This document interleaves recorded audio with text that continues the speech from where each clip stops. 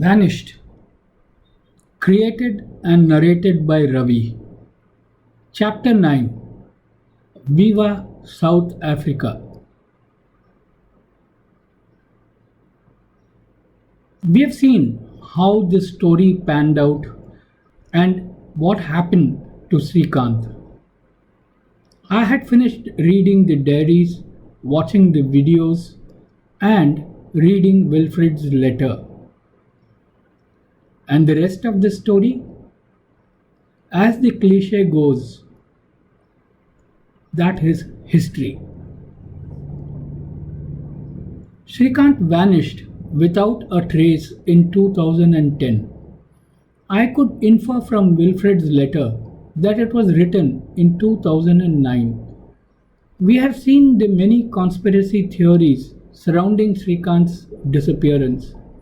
Now I have one more, which I believe is closest to truth. Beginning in 2013, the story about Sharma brothers and their political clout began appearing in the South African media. The president's possible connection was being talked about. These stories began persistently appearing.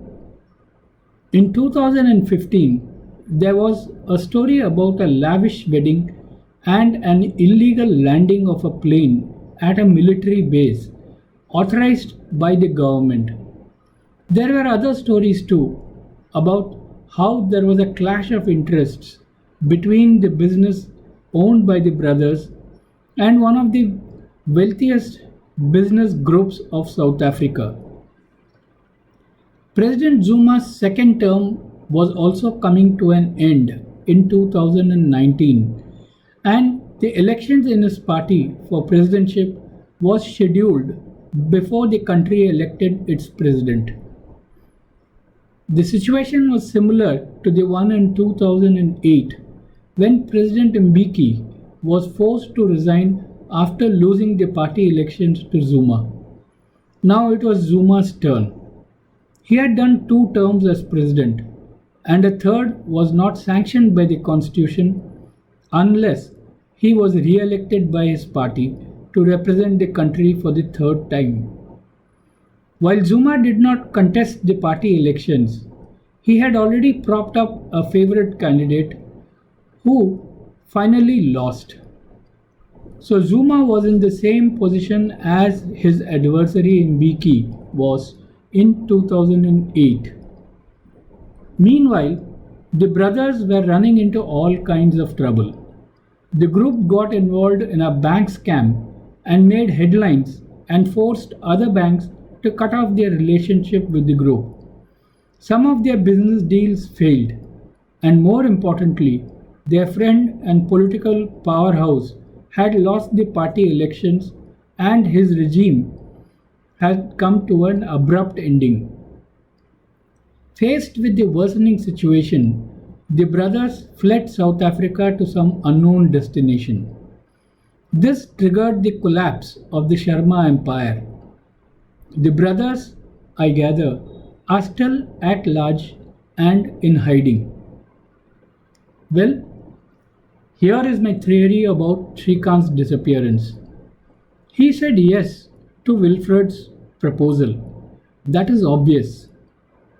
Somehow, Wilfred managed to spirit him away, and the two went into hiding somewhere in India, from where Wilfred launched phase 2 of his plan to liberate his country.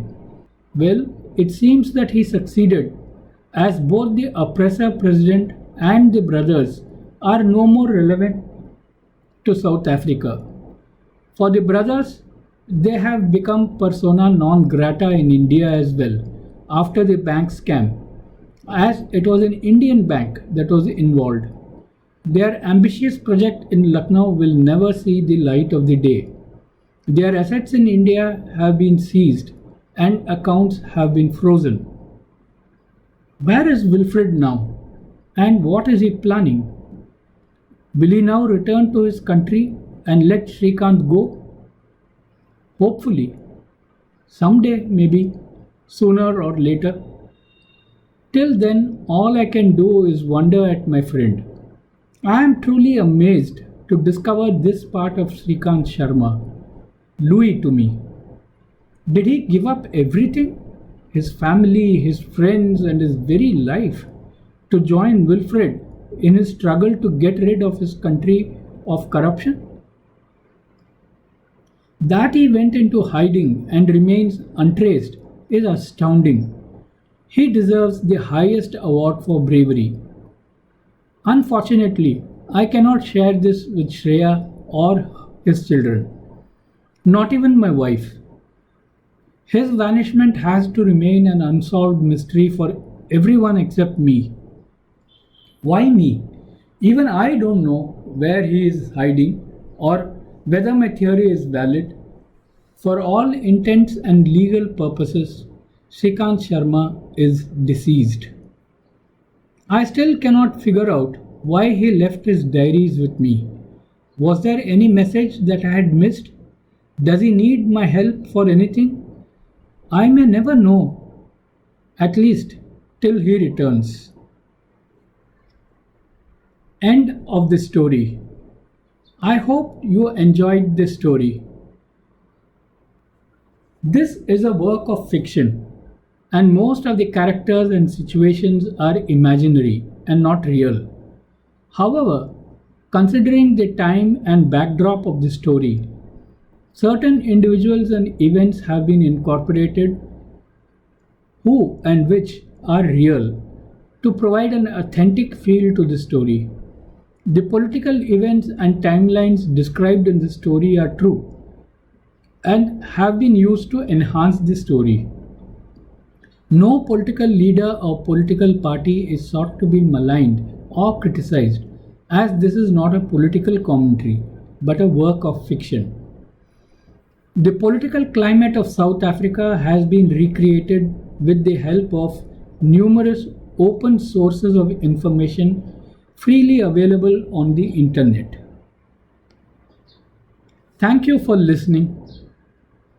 Wait for my next story.